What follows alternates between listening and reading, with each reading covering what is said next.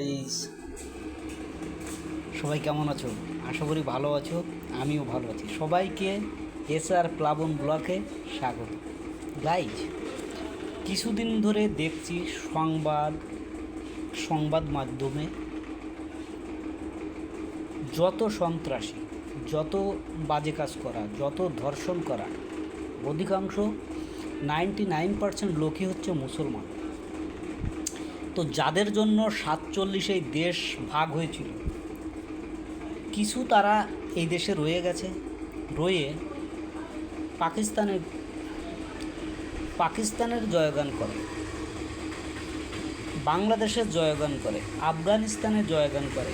এরা কিন্তু ভারত মাতার বুকে আছে, ভারত মাতার সন্তান হিসেবে আছে। কিন্তু কেন এরা বাইরের দেশের প্রতি এত টান? আর যত আপনারা দেখবেন সন্ত্রাস, মারামারি, হুড়োহুড়ি, কাটাকাটি, ধর্ষণ, সব এই মুসলমানদের ভিতরে। কেন কেন হিন্দুরা কয়জন যায় মারামারি করতে, কাটাকাটি করতে, মার্ডার করতে?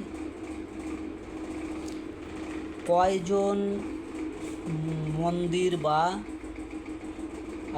কি বলে ওটাকে, হিন্দুদের স্থান থেকে কয়জন সন্ত্রাসী তো হয় না।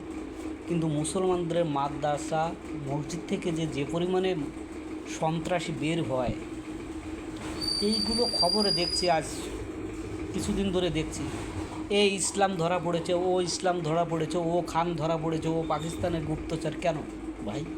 তোমরা ইন্ডিয়ার বুকে থেকে, ইন্ডিয়া মাতার ঘরে থেকে, ইন্ডিয়া মাতার এখানে জন্ম নিয়ে তোমরা বিদেশের টান কেন টানবে?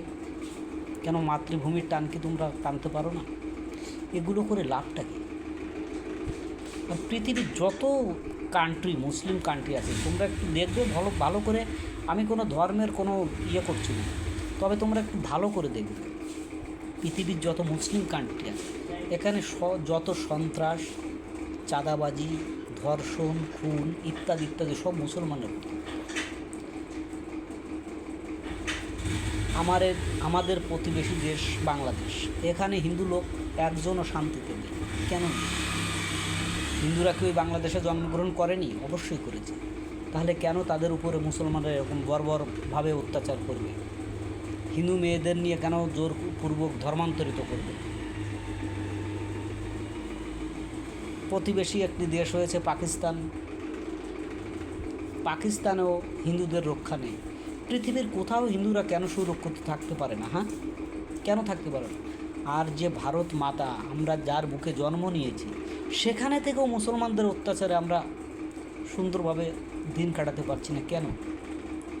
তাহলে কি এদের শিক্ষায় কি এরকম দেয় যে সন্ত্রাসী করো, দেশকে ভাঙার চেষ্টা করো, দেশের বিপক্ষে থাকো? কেন ভাই? তোমরা ভারত মাতার সন্তান, ভারত মাতার বুকে থেকে বন্দে মাতারম বলতে পারো না, অথচ পাকিস্তানের জয়গান করো, বাংলাদেশের জয়গান করো। এগুলো ঠিক নয়। যেখানে আমার জন্ম, সেখানকারই গুণগান গাওয়া উচিত। এই জন্য বলি, আমি এত দেখছি, টিভি চ্যানেল খুললে দেখা যায়, ফেসবুক খুললে দেখা যায়, হোয়াটসঅ্যাপে দেখা যায়, ইনস্টাগ্রামে দেখি, যত সংবাদ সমাচারে দেখি, তৈবুর ইসলাম, অমুক খান, তমুক খান ইত্যাদি ইত্যাদি, যা সন্ত্রাসী ইত্যাদি ইত্যাদি আছে, সব মুসলমান। কেন এগুলো করতে যাও? তোমাদেরকে আল্লাহ বলে দিয়েছে যে এইগুলো করো? এগুলো তো বলেনি। তাহলে সৎ পথে থাকো, সুন্দরভাবে থাকো, মানুষের প্রতি আঘাত এনো না।